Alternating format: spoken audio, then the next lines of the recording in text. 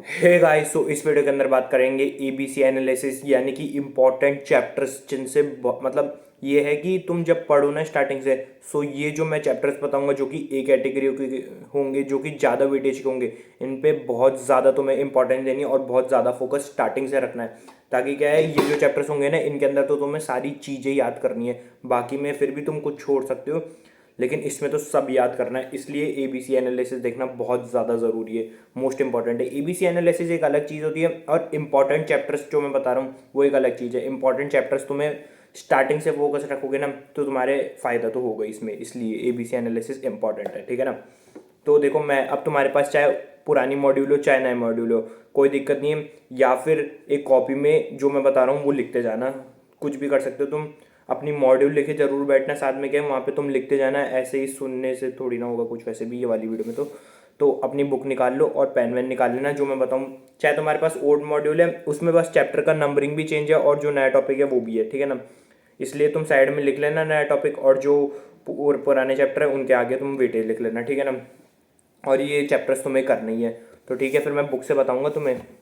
सो सबसे पहले अपना ऑडिट में है अपना चैप्टर 1। देखो, सबसे पहले अपना चैप्टर है nature, objective and scope of audit. ये अपनी नई मॉड्यूल और पुरानी मॉड्यूल में दोनों में सेम है।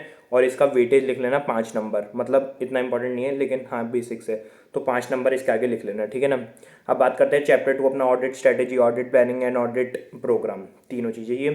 चैप्टर 2 है ये अपना, पुराने और नई में दोनों में सेम है। ये है अपना 10 नंबर का, ठीक है ना। 10 नंबर का, सोचो 100 में से 10 नंबर का, 10% का चैप्टर है ये पूरा अपना, ठीक है ना। अब अपना है, अब देखो नया मॉड्यूल है ना, उसके अंदर अपना चैप्टर 3 है risk assessment and internal control. लेकिन अपनी जो पुरानी मॉड्यूल है उसके अंदर अपना चैप्टर 4 है ये, है ना। सो इसका वेटेज अपना आएगा 10 नंबर का, ठीक है ना। दोनों में आगे लिख लेना है, इसका वेटेज आएगा अपना 10 नंबर का, risk assessment and internal control. Chapter 3 अपना नई मॉड्यूल में और पुरानी मॉड्यूल में चैप्टर 4, ठीक है ना। 10 नंबर इसका वेटेज है, लिख लेना। अब देखते हैं अपन चैप्टर 3 था अपना ये नई मॉड्यूल के अंदर। अब नई मॉड्यूल में बता रहा हूँ तो मैं ऑडिट एविडेंस। देखो देखो, पुरानी मॉड्यूल में अपना चैप्टर 3 है ना, audit evidence and audit documentation, ये अपना 15 नंबर का है। नई मॉड्यूल के अंदर चैप्टर 4 और चैप्टर 6 ऑडिट एविडेंस और ऑडिट डॉक्यूमेंटेशन, ये अपना 15 नंबर का है। सो 15 नंबर इन दोनों को चैप्टर को मिला के 15 नंबर की वेटेज है। तो मार्क कर लेना, पुरानी मॉड्यूल में 15 नंबर, नई मॉड्यूल है तो चैप्टर 4 और चैप्टर 6 ऑडिट एविडेंस और ऑडिट डॉक्यूमेंटेशन दोनों को मिला के 15 नंबर का, ठीक है ना। ये मार्क कर लेना। अब अपनी जो नई मॉड्यूल है उसके अंदर है अपना audit of item of financial statement, जो कि अपना चैप्टर 9 है। वो तो देखो बहुत ही ज़्यादा इंपॉर्टेंट चैप्टर है, वो ज़रूर करके छाड़ना, छोड़ के बिल्कुल ही मत जाना, क्योंकि अभी तो बहुत ज़्यादा टाइम पड़ा है। और इसका वेटेज मार्क करना 16 नंबर का। नई मॉड्यूल में चैप्टर 5 है और अपनी वाली पुरानी वाली मॉड्यूल में चैप्टर 9 है, 16 number, audit of item of financial statements. हो सकता है तुमने ये पहले छोड़ा हो, लेकिन ये करके जरूर जाना, ठीक है ना। अब बात करते हैं अपन चैप्टर 6। चैप्टर 6 तो अपना देखो, नई मॉड्यूल के अंदर तो वही ऑडिट डॉक्यूमेंटेशन है, तो उसका और ऑडिट एविडेंस का मैंने बता ही दिया था, 15 नंबर का है, ठीक है ना। अब पुरानी वाली मॉड्यूल का बता रहा हूँ। तो अब है अगला अपना कंप्लीशन एंड रिव्यू चैप्टर 7। देखो ये जिसके पास पुरानी मॉड्यूल है ना, ये नीचे नया चैप्टर लिख के लिख लेना, कंप्लीशन एंड रिव्यू। ये अपना वेटेज रहेगा 10 नंबर का। और ध्यान रखना, इसको अच्छे से पढ़ के जाना, क्योंकि ऑब्वियस सी बात है, कुछ नया टॉपिक आ रहा है, कोई नया चैप्टर है पूरा मतलब। सो उसके अंदर आईसीएस ज़रूर पूछेगा अच्छा वेटेज का क्वेश्चन, अच्छे मतलब क्वेश्चन आएंगे और इंपॉर्टेंट रहेगा, क्योंकि नई चीज़ है, पुरानी चीज़ों में तो आता ही है, इसलिए नई चीज़ पे अलग से ज़्यादा फोकस रखना, और उसके अंदर तो सब भी याद करना, ठीक है ना। तो अपन नई मॉड्यूल में तो चैप्टर 7 है, ये अपना 10 नंबर का वेटेज है इसका, और पुरानी मॉड्यूल में तुम लोग इसको नीचे लिख लेना, कंप्लीशन एंड रिव्यू, और उसमें 10 नंबर, ठीक है ना। अब बात करते हैं अपना audit report chapter 8। Audit report, देखो ऑडिट रिपोर्ट अपना पुरानी मॉड्यूल में चैप्टर 11 है और नए मॉड्यूल में चैप्टर अपना 8 है, ठीक है ना। ऑडिट रिपोर्ट अगेन बहुत ज़्यादा इंपॉर्टेंट चैप्टर है, इसका वेटेज अपना 10 नंबर का। बहुत ज़्यादा आता है ऑडिट रिपोर्ट, और बहुत ज़्यादा ईजी लगता है मुझे तो, क्योंकि उसमें अच्छी अच्छी दे रखे अपन को एसेज वगैरह, 700, 701, 5 और 10, इसलिए ये ज़रूर करके जाना अपना। ये अपना वेटेज रहेगा इसका 10 नंबर का ऑडिट रिपोर्ट का। अब बात करते हैं, देखो चैप्टर, देखो नई मॉड्यूल में बताऊँ चैप्टर 9 और 10 दो चीज़ें हैं, ऑडिट ऑफ बैंक्स और special features of audit of different types of entities, ठीक है ना। दो नए टॉपिक है। सो इन दोनों का वेटेज मिला के रहेगा अपना 15 नंबर का।